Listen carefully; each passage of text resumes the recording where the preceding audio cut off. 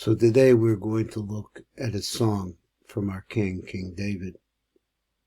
Here you see that there is a Kabbalistic position that in the interior, that element which causes us to breathe, that brings breath into us, is also the same element that brings into animals and plant life. All the life comes from this element, which we're just learning about this in the Sefer Tzniut. That's a little bit more deeper shir. Here is a picture, a rendering of our king. And just as he plays the harp and he makes the vibrations of it and sings to those sounds, just like you cannot see the vibrations of the harp, so is, but they vibrate and make sound anyway, then you see that the ultimate creator of all is within, vibrating within all life. Let's come over here. It's just a little introduction I'm trying as we come to the 24th Psalm. So here is what the commentators say in Mizmor number Kaf Daled.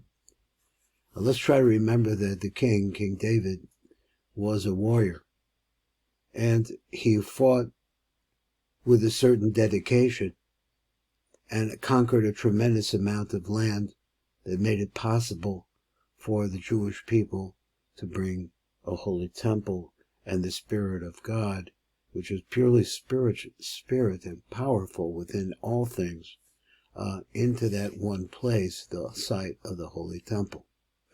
This is Psalm 24. In Hebrew, it's Mizmor Kaf Daled. So the commentary says, as explained in the overview, David dedicated his entire life to the goal of bringing mankind back to the purity of Adam before the sin. For this reason, God commanded him to prepare for the construction of the temple on Mount Moriah, the place from which Adam was created. This location was intended to serve as an inspiration for humanity to emulate the spotless virtue of the first man at the time of his creation. And this psalm, David sings, "Who can ascend the mountain of Hashem? And who can stand in his holy place?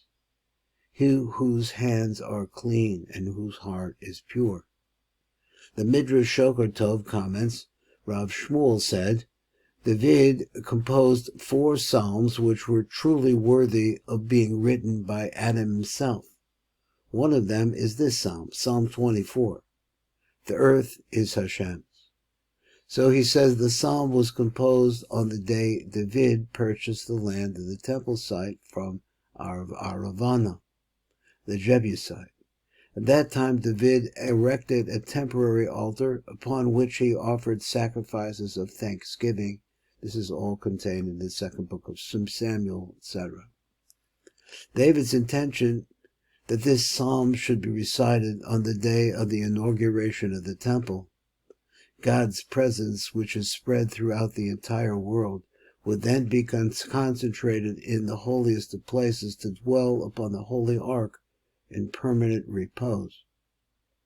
For this reason, the psalm is recited by the congregation as they accompany the Torah scroll back to the synagogue ark, that is, to the ark, the cabinet in which the Torah scroll is kept, following the reading of the portion on all occasions except for Sabbath morning, when Psalm 29 is recited. There we see that there. So basic and profound is the message of this psalm that it was chosen to be the Shir Shel Yom, the song of the day, for this first day of the week, which is Sunday. Let's come over here and let's see the song itself. Of David, a song.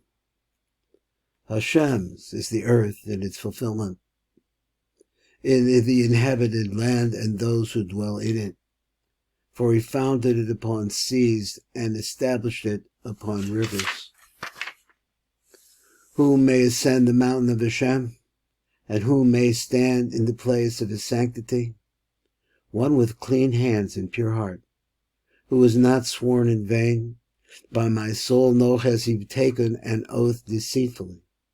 He will receive a blessing from Hashem and just kindness for the God of his salvation. This is the generation of those who seek him. And parenthetically, is there going to be a darker time than now? Who is the King of glory? Hashem, the mighty and strong. Hashem, the strong in battle. Raise up your heads, O gates, and raise up, you everlasting entrances, so that the King of glory may enter. Who then is the King of glory?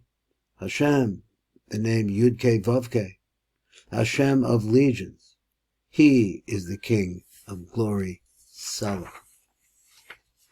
That's Psalm 24. This is Baruch Fleischman. You're listening to the Tikkun Elevator Kollel.